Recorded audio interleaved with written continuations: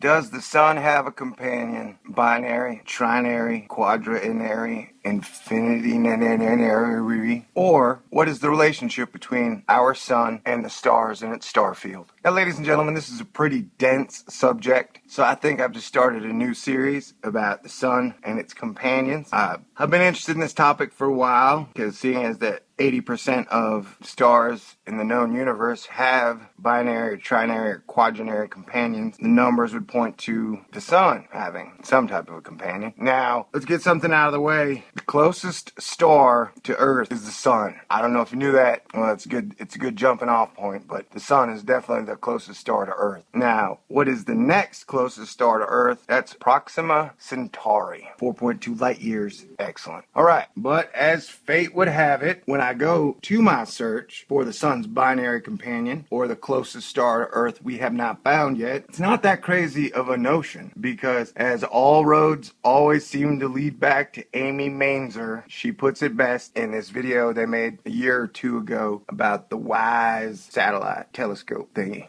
One of the other rare types of objects that WISE may find is possibly the nearest star to our sun.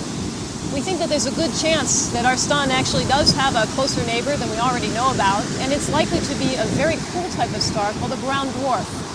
The temperature may be room temperature or even colder, maybe as cold as an iceberg, say. But definitely not as cold as your ability to send me a tweet on the Twitter. Ain't that right, Miss Mainzer? Anyway, like I was saying, so searching for this missing companion to our sun, or the closest star to our sun, is not some woo-woo, crazy, Plague of Madness, wackos everywhere idea. It's a sane, scientific search. Excellent. Glad we got that out of the way. And coincidentally, just yesterday, or today, hours ago, they found some brown dwarfs about 6.5 light years that are the third closest stars to our sun. So maybe I'm onto something. Who knows? Now, one thing I found fascinating is when I look at this chart of the nearest stars and their distance in relation to the sun, it seems like something is missing at 2AU, whether it be a brown dwarf, a green dwarf, black dwarf, a Y dwarf, a Y not dwarf. Who knows? Seems like there might be or should be something at the 2AUs. Now, to date, we have not found much evidence for the sun having a companion or a binary companion. I mean, you would think that finding the binary companion would be easy, I guess, if it wasn't cold and infrared and as cold as an iceberg. Hey, Amy said that, not me.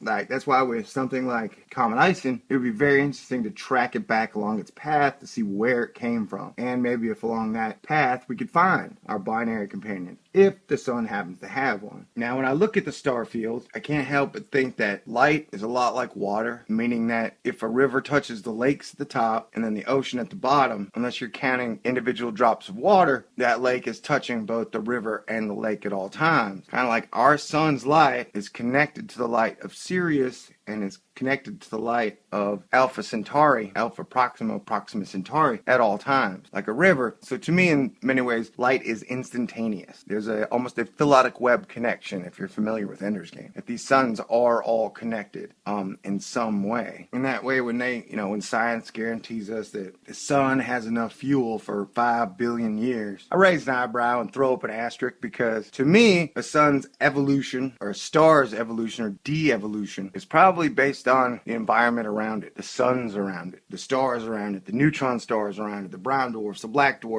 holes, the dark matter. That star formation, and as it goes along the star sequence, is based more on its interaction with the other stars and the other elements around it, as opposed to just the fuel it has. I don't think science sees it this way, but that is the great thing about the Thor News channel, is sometimes I can go outside of science, because I don't know everything, especially when it comes to stars. Know what I'm saying? Man, I sure would like to fly to another star, though. Now, okay. And coincidentally, NASA is going to be putting the Hubble in 2014 and 2016 on Proxima Centauri. It says that will be the best time to get a look at it and the planets that are around it, because the Alpha Centauri region does have some habitable zones that life could live in. Ain't that interesting? Man. Oh, another thing that I do think is fascinating, side fact, that on this Kepler orrery, which shows the known star formations that Kepler has cited, there is one blue star And blue is my favorite color. Yay! Okay, so yes, this new series is gonna be much like my own search for my star-crossed lover. I can feel her out there. I can feel her gravity tugging at my heart, but I have not found her yet. And just like our sun's binary companion or trinary companion, or the sun's relationship to the stars around it, we're just gonna keep on searching and never losing hope. So I still got a funny feeling we'll find something at the 2 light year mark. Light years. Everybody should have a companion, really. Nobody should go through the world all by themselves. Man, I can just tell this hunt is gonna be fun. So let's get ready and let's get funny. Yeah, so in this series, we're gonna be covering white dwarfs. We're gonna be covering Sedna again, and we're gonna be covering neutron stars, and then we'll probably even cover some woo-woo, because woo-woo is always fun. Okay, great.